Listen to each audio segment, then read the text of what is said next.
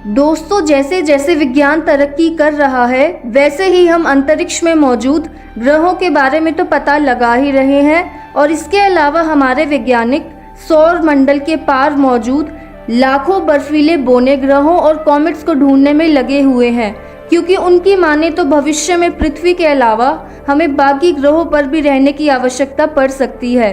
हमारे सौर मंडल का निर्माण आज से करीब 4.5 बिलियन साल पहले हुआ था।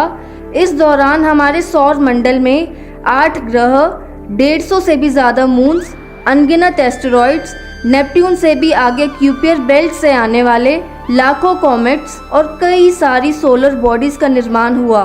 अब तक हमारी पृथ्वी के वैज्ञानिकों ने अंतरिक्ष में कई मिशन भेजे और अपने निरंतर प्रयासों के बाद हम सैटर्न और नेपट्टून तक भी पहुंच पाए। हालांकि अभी भी एक ऑब्जेक्ट है प्लूटो, जिसे पहले तो एक ग्रह का दर्जा दिया गया, लेकिन 2006 में उसे बौना ग्रह बना दिया गया। 1990 के दशक में हमारे लिए प्लूटो तक पहुंचना बहुत नामुमकिन था, क्योंकि वो सूरज से काफ़ी दूर था और कई पिंडों से भी घिरा हुआ था। प्लूटो हमारे लिए एक अनजान रहस्यमय दुनिया की तरह था, जहां सिर्फ वैज्ञानिकों की सोच भी नहीं जा सकती थी। लेकिन जैसे जैसे टेक्नोलॉजी में तरक्की हुई वैसे ही वैज्ञानिकों ने प्लूटो पर कई मिशंस भेजने की कोशिश की। 19 जनवरी 2006 को नासा ने अपने न्यू होराइजन्स मिशन को लॉन्च किया, जिसका मकसद था कि वो सौर मंडल के अंत तक जाए और नेपट्टून ग्रह, जो कि हमारे सौर मंडल के अंतिम छोर पर है, उससे भी पार मौजूद दुनिया जिसमें प्लूटो भी शामिल है, उसको स्टडी करे। इसके अलावा इस मिशन को नेपट्टून से भी आगे मौजूद क्यूपियर बेल्ट को स्टडी करना था, जिसमें अनगिनत आइसी यानी कि बर्फीली बॉडीज और करोड़ों बोनो ग्रह भी मौजूद थे। अब दोस्तों, क्या आप इन सब में जानते हैं कि क्यूपियर बेल्ट है क्या? क्यूपियर बेल्ट में मौजूद कई और भी बौने ग्रह है, जिसके बारे में हम आज की वीडियो में बात करेंगे। नेपट्टून के उस पार इस रीजन को क्यूपियर बेल्ट के नाम से जाना जाता है। यहाँ लाखों की क्वांटिटी में माइनर प्लैनेट्स, ड्वार्फ प्लैनेट्स, आइसी ऑब्जेक्ट्स और कॉमेट्स और अजीबोगरीब माइनर प्लैनेट्स मौजूद है, जिसने वैज्ञानिकों को हैरियत में डाल दिया है। उस रीजन में मौजूद नेपट्टून के ग्रेविटेशनल फोर्स की वजह से ये आइसी या बर्फीली बॉडीज और कॉमेट्स एक विशाल ग्रह नहीं बन पाए और वहीं क्यूपियर बेल्ट में मौजूद रहते हुए सूर्य का चक्कर लगाते रहे। अब दोस्तों, प्लूटो के बारे में तो हम सभी को पता ही है, पर क्या कभी आपने और दूसरे बौने ग्रह आइरिस के बारे में सुना है, या इससे भी रहस्यमय ऑब्जेक्ट 2007 OR10, जिसको स्नो वाइट भी कभी बोला जाता था, आपने इसके बारे में सुना है? या फिर सेडना, प्लूटो के पार एक और बौना ग्रह जिसको सूरज के चक्कर लगाने में 11,400 साल लग जाते हैं। अगर नहीं तो आइए हमारे साथ हम शुरू करते हैं प्लूटो के परे एक नई रहस्यमय दुनिया की यात्रा। दूर प्लूटो के परे सौर मंडल अंधेरे और रहस्यमय का स्थान है। इसमें अंतरिक्ष के अनगिनत कॉमेट्स, एस्टेरॉइड्स शामिल है, जो नेपट्टून की ऑर्बिट से शुरू होते हैं। पृथ्वी की तुलना में ये सूर्य से 30 गुना ज़्यादा आगे है और लगभग 1 लाख एस्ट्रोनॉमिकल यूनिट तक फैली हुई है। यह सूर्य से अगले निकटतम तारे की दूरी का लगभग 1/3 है। सभी चट्टाने, इनर वर्ल्ड्स और शक्तिशाली गैस दिग्गज सैटर्न, यूरेनस और नेपट्टून के बाद बौना ग्रह प्लूटो पाया जाता है और यह पृथ्वी से 4.6 अरब मील दूर सबसे दूर के बिंदु पर है।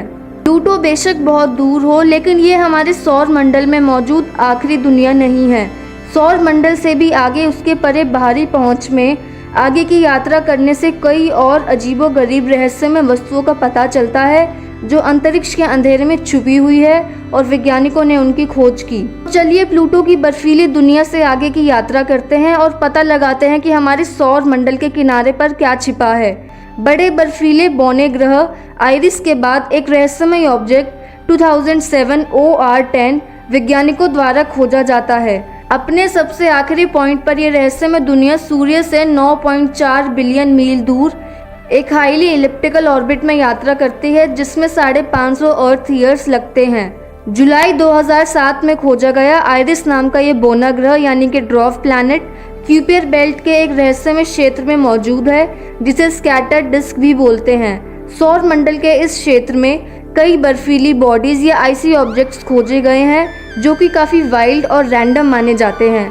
ये सभी ऑब्जेक्ट सौर मंडल के निर्माण के दौरान नेपट्टून के साथ गुरुत्वाकर्षण के संपर्क यानी कि ग्रेविटेशनल इंटरेक्शन के परिणाम के रूप में बने हैं, वैज्ञानिक ऐसा मानते हैं। 2007 OR10 को मूल रूप से इसकी सफ़ेद सतह की वजह से स्नो वाइट का नाम दिया गया था, और इसलिए भी क्योंकि 7 अन्य बोनो ग्रह को पहले ही देखा जा चुका था।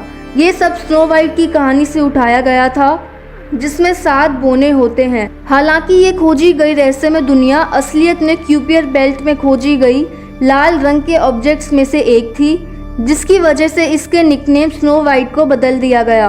लगभग 13 सालों तक यह हमारे सौर मंडल में सबसे बड़े अनजान वर्ल्ड के रूप में मौजूद था, लेकिन 29 मई 2019 को इस बर्फीले बौने ग्रह को आखिरकार इसका नाम मिल गया, जिसे जनता ने गोंग के रूप में वोट दिया। इस नाम को अभी भी इंटरनेशनल एस्ट्रोनॉमिकल यूनियन द्वारा अप्रूव करना बाकी है, जिसका मतलब है कि ये अभी इसका अनऑफिशियल नाम है। गोंग का व्यास यानी कि डायमीटर 718 मील होने का अनुमान है, जो इसे प्लूटो और आइरिस से भी छोटा बनाता है, लेकिन ये अब तक खोजी गई 10 सबसे बड़ी क्यूपियर बेल्ट वस्तुओं में से एक है। ये इस क्षेत्र के अन्य बोनो ग्रह की तरह चट्टान और पानी की बर्फ से बना है। इसकी सतह पर मीथेन से संबंधित निशान है। बोने ग्रह की सतह का रंग भी बहुत गहरा है, जो कि माना जाता है कि मीथेन बर्फ का कॉस्मिक रेज के साथ रिएक्ट करने का नतीजा है, और इसके साथ इसकी वजह से लाल रंग के ऑर्गेनिक कंपाउंड्स भी उत्पादित हुए हैं। क्यूपियर बेल्ट में गोंग किसी भी बाकी ऑब्जेक्ट की तुलना में धीमी गति से घूमता है और एक चक्कर पूरा करने में करीब 45 पृथ्वी घंटे लगाता है। अब देखते हैं प्लूटो के पार एक और ड्वार्फ यानी कि बोने ग्रह के बारे में, जिसका नाम सेडना है। सभी ढूंढे गए बोने ग्रहों के बाद अब तक की खोज की गई सबसे दूर की दुनिया में ये एक रहस्यमय वस्तु सेडना है, जो प्लूटो से बहुत दूर है।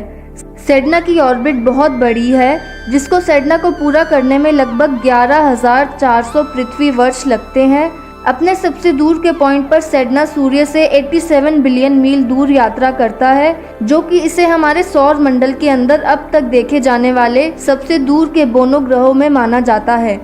इसकी इतनी ज़्यादा दूरी का मतलब है कि अगर हम सेडना की सतह से सूर्य को देखें तो ये हमें एक पेन की नोक के बराबर दिखेगा। दूसरे शब्दों में सेडना से सूर्य ठीक वैसे ही दिखाई देता है जैसे रात के आसमान में हमें बाकी दूर के सितारे दिखाई देते हैं।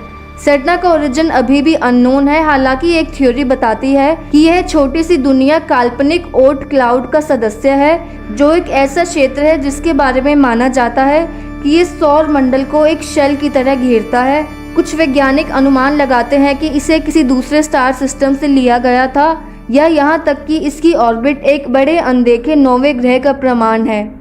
तो दोस्तों, आपको आज की वीडियो कैसी लगी कमेंट कर ज़रूर बताएं, और वीडियो देखने के लिए धन्यवाद।